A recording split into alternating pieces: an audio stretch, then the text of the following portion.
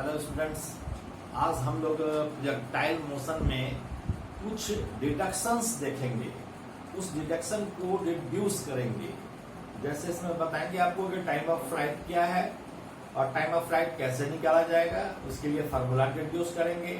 Horizontal range क्या है, range के लिए हम लोग फार्मूला इंट्रोड्यूस करेंगे। और फिर maximum height attend bye the projectile क्या होगा, इसके लिए फार्मूला इंट्रोड्यूस करेंगे। तो सबसे पहले हम देखते हैं कि टाइम ऑफ फ्लाइट क्या है। सपोज कीजिए कि एक प्रोजेक्टाइल को यहाँ से फायर किया गया, तो जितने देर के लिए यह हवा में रहा या स्पेस में रहा, उतने समय को हम टाइम ऑफ फ्लाइट कहते हैं। फिर से समझिए कि किसी प्रोजेक्टाइल को फायर किया गया, तो जितने देर तक वह हवा में रहा, यानी ग्राउंड से गिरने, फेंकने और गिरने के बीच जो टाइम इंटरवल है, उसी टाइम इंटरवल को हम कहेंगे टाइम ऑफ फ्लाइट। इसको कैपिटल टी से हम डिनोट करते हैं। तो हम कैसे इसको निकालेंगे, हम इसके लिए वर्टिकल डायरेक्शन में मोशन को एज्यूम करते हैं। आप जानते हैं कि वर्टिकल मोशन आप लिखते हैं y is equal to U Y T plus half A Y T S. अब यहाँ जब टोटल डिस्प्लेसमेंट जीरो हो, सपोज कीजिए कि total displacement, vertical displacement zero, हम फेंके और नीचे गिर गया, तो वर्टिकल डिस्प्लेसमेंट कितना हुआ, या वर्टिकल डिस्प्लेसमेंट जीरो हुआ। तो पूरे टाइम ऑफ जर्नी में in the total time of journey y बराबर क्या होगा, जीरो, एंड स्मॉल टी को हम लिखेंगे कैपिटल टी। स्मॉल टी को हम कैपिटल टी लिखेंगे और y को जीरो लिखेंगे। y क्या है, वर्टिकल डिस्प्लेसमेंट है। हम फेंके और यह गिरा, टोटल वर्टिकल डिस्प्लेसमेंट जीरो ही रह गया। तो zero is equal to small T, zero, y equal to zero and small T equal to capital T. और एक्सीलरेशन अलोंग y एक्सिस क्या लिखते हैं, माइनस जी लिखते हैं। अब इस वैल्यू को इसमें पुट करेंगे तो लिखेंगे zero is equal to U Y क्या होगा, यू के दो कंपोनेंट है, एक यू कॉस थीटा, दूसरा U sine theta. Y axis के अलोंग इसका कंपोनेंट है यू साइन थीटा, तो लिखेंगे यू साइन थीटा और स्मॉल टी के जगह पर capital T minus half G T square. Minus क्यों हुआ, ए वाई का वैल्यू हमने पुट किया माइनस जी, इसलिए यहाँ माइनस हुआ। और zero is equal to t अगर हम कॉमन ले लें तो हो जाएगा u sine theta minus half जी टी, यानी t into u sine theta minus half ji t equal to zero. अब यह बराबर जीरो है तो दो बातें हो सकती है, या तो t बराबर जीरो होगा या U sine theta minus half ji T is equal to zero होगा। t बराबर जीरो का कोई मतलब नहीं है, क्योंकि t बराबर जीरो जब हम लिखेंगे इसका मतलब है कि हम फेंके ही नहीं। t बराबर जीरो का मतलब हुआ कि इसको प्रोजेक्टाइल को फेंका ही नहीं गया, कोई समय ही नहीं लगा स्पेस में, इसलिए हम लिखेंगे U sine theta minus half G T बराबर जीरो। तो हम लिखते हैं, तो t बराबर जीरो संभव नहीं है, क्योंकि t बराबर जीरो का मतलब हुआ कि प्रोजेक्टाइल को फायर ही नहीं किया गया। तो u sin theta minus half J T zero, so u sin theta is equal to half J T. So t बराबर हो जाएगा 2u sin theta divided by g, and this is called time of flight. यही हो गया time of flight.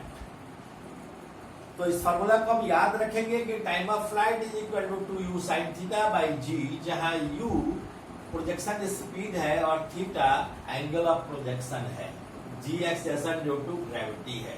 अब हम देखें कि रेंज कैसे निकलता है। रेंज कहते किसको है, टोटल हॉरिजॉन्टल डिस्प्लेसमेंट को, मैक्सिमम हॉरिजॉन्टल डिस्प्लेसमेंट को हम कहते हैं रेंज। फिर से सुनिए, maximum horizontal displacement done by the projectile is called range. Maximum horizontal displacement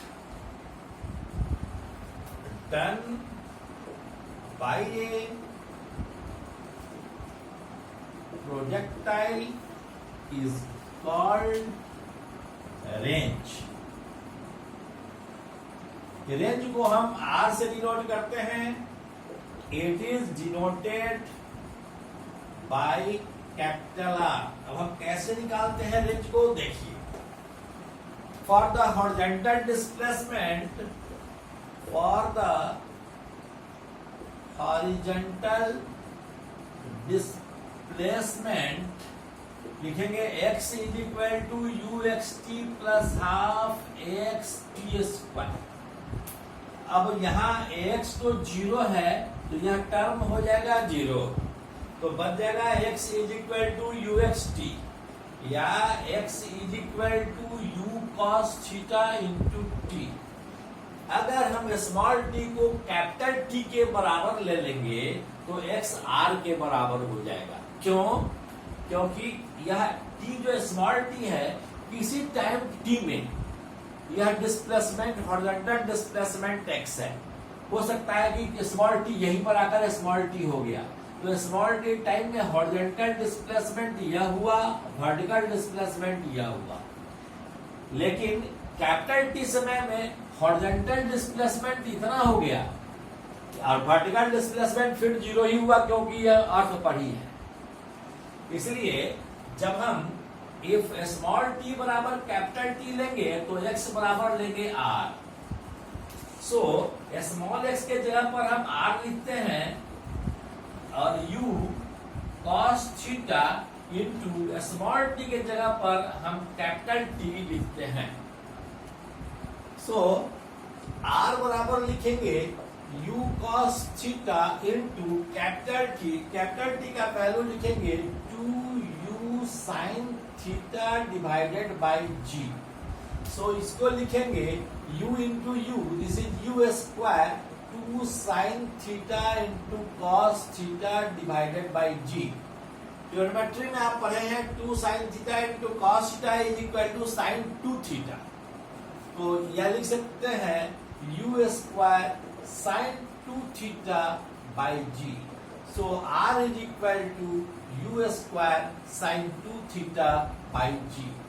this is the range, this is the value of range. तो हम इस तरह से रेंज का वैल्यू निकाल सकते हैं. अब हम निकालेंगे रेंज के बाद मैक्सिमम हाइट. तो मैक्सिमम हाइट निकालते हैं कैसे? मैक्सिमम हाइट यानी मैक्सिमम हाइट क्या है? Vertical distance. Maximum vertical displacement is maximum height. It is maximum vertical displacement. अब जरा सोचिए कि मैक्सिमम वर्टिकल डिस्प्लेसमेंट क्या होगा. फॉर आप जानते हैं यह equation for vertical motion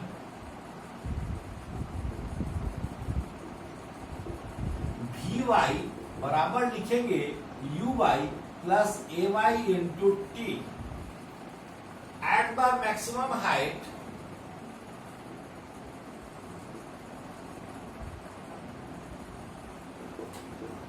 vy बराबर हो जाएगा 0. तो vy बराबर 0 जब लिखेंगे तो 0 बराबर हो जाएगा uy के जगह पर u sin theta minus half minus gt. ay के जगह पर माइनस g लिखे. So gt is equal to u sin theta और t बराबर है u sin theta by g. तो यहाँ मैक्सिमम हाइट तक जाने में लगा समय हमने निकाल लिया, यह हुआ u sin theta by g. अब हम वर्टिकल डिस्प्लेसमेंट के लिए एक्सप्रेशन लिखेंगे. वर्टिकल डिस्प्लेसमेंट के लिए लिख सकते हैं y is equal to u by t plus half a by t square. Half a by t square at small t. अगर u sin theta by g के बराबर होगा उस समय y बराबर होगा मैक्सिमम हाइट h के. इतने समय के बाद यह मैक्सिमम हाइट पर होता है, इसलिए इस वैल्यू को इसमें पुट करेंगे. y के जगह पर लिखेंगे h is equal to uy के जगह पर लिखेंगे u sin theta into T के जगह पर लिखेंगे U sine theta by G, U sine theta by G, और यहाँ माइनस हाफ जी, ए वाई के जगह पर माइनस जी हो गया, और टी स्क्वायर के जगह पर u sine theta by g का होल स्क्वायर। तो यह क्या हो जाएगा, u square sine square theta by g minus u square sine square theta by 2g। क्यों 2g होगा, एक g ये स्क्वायर है तो एक g से एक g कैंसिल हो जाएगा तो 2g बचेगा, दोनों को घटाएंगे तो हो जाएगा h बराबर है you square sine square theta by 2g। इस तरह से vertical displacement, maximum vertical displacement निकल गया, मतलब maximum height attend bye the projectile निकल गया। तो ये तीनों फार्मूला को याद रखना है। पहला फार्मूला था टाइम ऑफ फ्लाइट बराबर है 2u sin थीटा बाई जी, दूसरा था रेंज, रेंज के लिए फार्मूला है u square sine 2 theta by G, और तीसरा है इक्वेशन मैक्सिमम वर्टिकल हाइट के लिए, यानी वर्टिकल मैक्सिमम वर्टिकल डिस्प्लेसमेंट के लिए, मैक्सिमम हाइट के लिए h is equal to u square sine square theta by 2g। यह तीनों एक्सप्रेशन को याद रखना है। अब हम आपको बताएंगे इक्वेशन ऑफ ट्रेजेक्टरी। ट्रेजेक्टरी किसको कहते हैं, मैंने बताया था, मैंने कहा था कि जिस पाथ पर कोई प्रोजेक्टाइल चलता है उसी पाथ को हम ट्रेजेक्टरी कहते हैं। यानी trajectory is the locus of the projectile travelling in space. कोई स्पेस में कोई प्रोजेक्टाइल ट्रैवल कर रहा है और जिस पाथ पर वह चल रहा है उस पाथ को हम कहते हैं ट्रेजेक्टरी। सपोज कीजिए कि किसी समय पार्टिकल यहाँ है और इसका कोऑर्डिनेट है x y। इसका मतलब क्या हुआ कि इसका हॉरिजॉन्टल डिस्प्लेसमेंट यहाँ से यहाँ तक x है और यह वर्टिकल डिस्प्लेसमेंट y है और यह किसी समय t में है। सपोज कीजिए कि वह उस समय स्मॉल t समय बीता है। तो हम इक्वेशन ऑफ ट्रैजेक्टरी के लिए क्या करते हैं कि x एक्सिस के अलॉन्ग भी एक इक्वेशन लिखते हैं, y एक्सिस के अलॉन्ग भी इक्वेशन लिखते हैं, और दोनों को हम कंबाइन करते हैं। कैसे, सो देखिए। फॉर द वर्टिकल डिस्प्लेसमेंट, पहले horizontal displacement, horizontal displacement done by the projectile in time t h। क्या हॉरिजॉन्टल डिस्प्लेसमेंट हम लिखते हैं, x is equal to u x t plus half x t square. आप जानते हैं कि यह टर्म जीरो है, so x is equal to u x को लिखते हैं u cos theta into t. आप जानते हैं कि u का x कंपोनेंट यह है ux, यह ux है u cos थीटा के बराबर, और इसका वर्टिकल कंपोनेंट है uy और यह बराबर है u sin थीटा के बराबर। तो इसको इक्वेशन 1 लिखते हैं, या एक और लिख लेते हैं t बराबर है x by u cos theta. यह इक्वेशन 1 है। अब हम y के लिए लिखते हैं इक्वेशन, वर्टिकल डिस्प्लेसमेंट के लिए इक्वेशन लिखते हैं। तो वर्टिकल डिस्प्लेसमेंट के लिए, फॉर द वर्टिकल डिस्प्लेसमेंट, ठीक उसी समय जिस समय पार्टिकल x दूरी तय किया और y दूरी तय किया, वर्टिकल डिस्प्लेसमेंट y हुआ, उस समय t था। तो दोनों के लिए टाइम तो कॉमन है, क्योंकि इस समय या जब यह पार्टिकल था t समय बीता था, स्मॉल t समय। तो हम लिखेंगे y is equal to u by t plus half a by t square. So y बराबर है u sine theta into t minus half G T square, क्योंकि a y का वैल्यू माइनस जी है। अब हम t का value यह दे दें तो x और y में एक इक्वेशन बन जाएगा। तो y बराबर लिखेंगे u sine theta into T, T के जगह पर लिखेंगे x by U cos theta minus half G, और टी स्क्वायर के जगह पर लिखेंगे x by U cos theta का whole square, this is X square by you square cos square theta. अब देखिए यहां हम लिख सकते हैं x और u से, एक u से यह u कैंसिल हो जाएगा, तो sine theta by cos theta, this is tan theta, minus half g x square by you square cos square theta. यानी इसको हम लिख सकते हैं y बराबर है x tan theta minus half g x square by you square cos square theta. This is called equation of trajectory, this is equation of trajectory. इसको हम दूसरे फॉर्म में भी लिख सकते हैं। कैसे लिख सकते हैं? तो y बराबर है x tan theta minus half g x square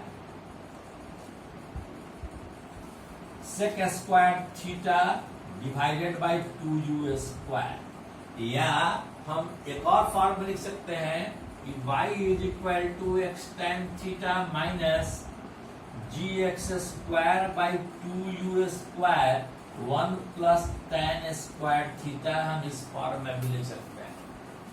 तो इस तरह से हम इक्वेशन ऑफ ट्रैजेक्टरी, यह हमारा इक्वेशन ऑफ ट्रैजेक्टरी कहलाता है, इक्वेशन ऑफ ट्रैजेक्टरी। अब देखिए इस इक्वेशन ऑफ ट्रैजेक्टरी से क्या पता चलता है, इसको हम बताते हैं। ये इक्वेशन ऑफ ट्रैजेक्टरी का इक्वेशन हुआ y is equal to x tan theta minus half g x square by you square cos square theta. इसको हम कहे क्या? Equation of trajectory. अब जरा सोचें कि क्या यह इक्वेशन इस तरह दिखाई दे रहा है, y is equal to a x minus b x square, जहां a के जगह पर है tan थीटा और b के जगह पर क्या है? b बराबर है g by 2u square cos square theta. a और b कांस्टेंट है, a और b के जगह पर ये और ये है, तो यह दोनों एक ही फॉर्म में है ना। और यह इक्वेशन किस चीज का इक्वेशन है? यह इक्वेशन पाराबोला का इक्वेशन है, इक्वेशन ऑफ पाराबोला। और पाराबोला का शेप ऐसा ही होता है। कहने का मतलब है ये कि यह पाराबोलिक शेप में है, ट्रैजेक्टरी है पाराबोलिक शेप में, अर्थात कोई प्रोजेक्टाइल जब फायर किया जाता है अर्थ पर से या हॉरिजॉन्टल सरफेस से, तो उसका जो पाथ होता है वह पाराबोलिक नेचर का होता है, यानी उसका पाथ पाराबोला की तरह दिखाई देता है। हम आप पूछ सकते थे, क्वेश्चन हो सकता था कि हम प्रोजेक्टाइल को फायर किए तो ऐसा शेप क्यों बनाए? तो ऐसा शेप इसलिए बनाए कि यह इक्वेशन पाराबोला का है, यह इक्वेशन पाराबोला का है। निश्चित रूप से प्रोजेक्टाइल का जो पाथ होगा वह कुछ इस तरह का होगा, लेकिन हमेशा यही हो यह जरूरी नहीं है। हम प्रोजेक्टाइल फायर कर सकते हैं ऐसे भी। सपोज कीजिए कि यह आपका छत है और यहां से प्रोजेक्टाइल को ऐसे फायर किए, तब उसका शेप ऐसा होगा, यह भी पाराबोलिक ही है, ऐसा शेप होगा। u वेलोसिटी से हमने इस डायरेक्शन में फेंका। हम ऐसा भी लिख सकते हैं, जैसे सपोज कीजिए यह आपका छत है, यहां से आप प्रोजेक्टाइल को ऐसे फायर किए थीटा एंगल बनाते हुए, तो इसका शेप होगा कुछ ऐसा। यह भी पाराबोलिक पाथ ही है। तो जब हम हॉरिजॉन्टल डायरेक्शन में फेंकेंगे तब ऐसा शेप बनेगा, जब हम अर्थ पर से ही फेंकेंगे तो ऐसा शेप बनेगा। अगर आप अपने छत से ही कुछ एंगल ऑफ इंक्लाइनेशन पर फेंकेंगे तो कुछ ऐसा शेप बनेगा। और ये सारे शेप प्रोजेक्टाइल के जो होंगे ये पाराबोलिक ही होंगे। ठीक है, तो आज इतना ही रहने देते हैं, कल इस पर हम लोग अगले क्लास में हम लोग इस पर प्रॉब्लम करेंगे। Thank you very much, all the best.